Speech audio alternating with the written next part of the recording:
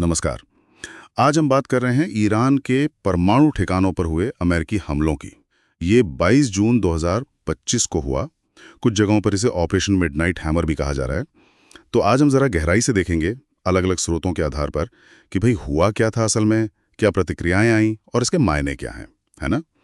तो शुरुआत करते हैं घटना से। हुआ ये कि अमेरिकी एयरफोर्स के स्टेल्थ B-2 बॉम्बर्स और साथ में नेवी की पनडुब्बियों से लॉन्च्ड टॉमाहॉक मिसाइलें भी थीं। हाँ बिल्कुल, इन्होंने ईरान के 3 खास परमाणु ठिकाने फॉर्डो, नतांज और इस्फहान, इनको निशाना बनाया। और इसमें सुनने में आया है 14 GBU-57 बम इस्तेमाल हुए हैं। ये वही है ना जिन्हें बंकर बस्टर कहते हैं। जी हाँ, मैसिव ऑर्डिनेंस पेनिट्रेटर।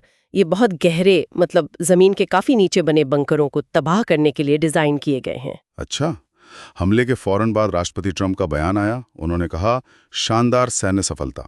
हाँ। और दावा ये किया कि ईरान की जो परमाणु क्षमता है वो पूरी तरह खत्म हो गई है। हाँ, पर यहीं पर मामला थोड़ा पेचीदा हो जाता है, जैसा अक्सर होता है। क्योंकि दावे अलग अलग थे।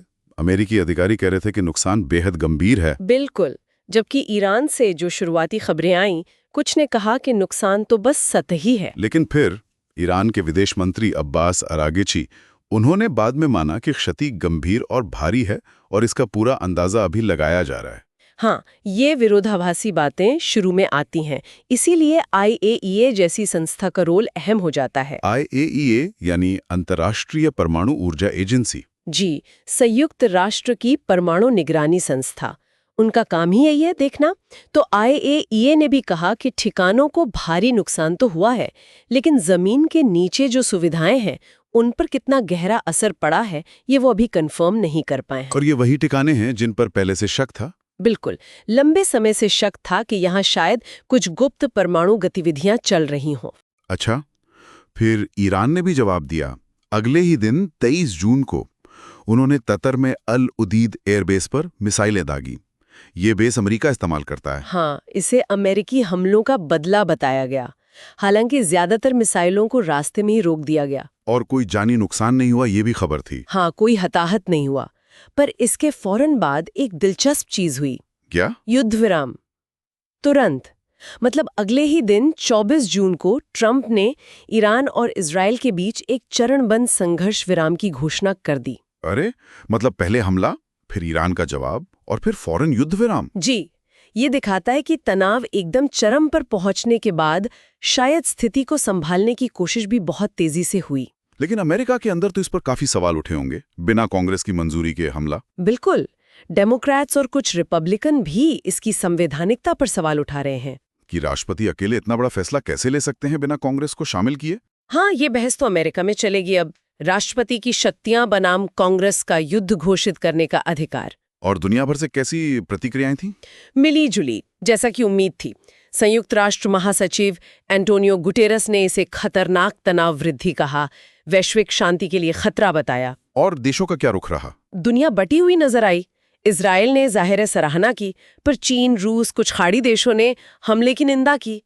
तो सबके अपने अपने रणनीतिक हित साधने वाली बात है। सही है। तो इन सब का मतलब क्या निकालें? क्या ये अमेरिका की रणनीति में कोई बड़ा बदलाव है? लगता तो ऐसा ही है।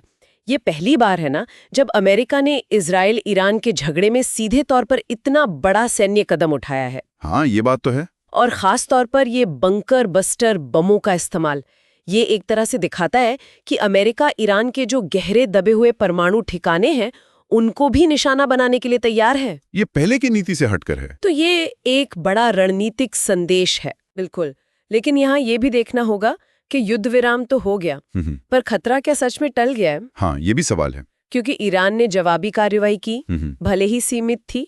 फिर उन्होंने IAEA के साथ सहयोग सस्पेंड कर दिया। और वो हॉर्मोज जलडमरू मध्य को बंद करने की धमकी, वो तो बहुत अहम रास्ता है तेल के लिए। बहुत ज्यादा अहम।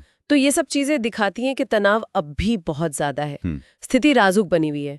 ये एक तरह से बहुत जटिल रणनीतिक खेल चल रहा है। तो अगर हम संक्षेप में देखें, 22 जून को अमेरिकी हमला हुआ, नुकसान पर अलग अलग आकलन आए। 23 जून को ईरान की तरफ से सीमित जवाबी कार्रवाई हुई, और फिर 24 जून को अचानक युद्ध विराम की घोषणा हो गई। और इसके बाद अमेरिका के अंदर राजनीतिक बहस और अंतर्राष्ट्रीय स्तर पर अलग अलग प्रतिक्रियाएं। बिल्कुल, और इसके जो मुख्य मायने हैं, एक तो अमेरिका की रणनीति में शायद एक बड़ा बदलाव आया है। दूसरा, तनाव फिर से बढ़ने का खतरा लगातार बना हुआ है। और तीसरा, अमेरिकी सरकार के अंदर शक्तियों के संतुलन पर बहस।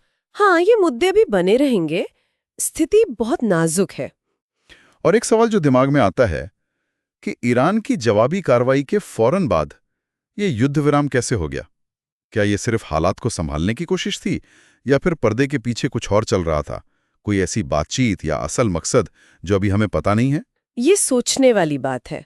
हो सकता है आगे कुछ और जानकारी सामने आए। बिल्कुल, इस पर नजर बनाए रखनी होगी।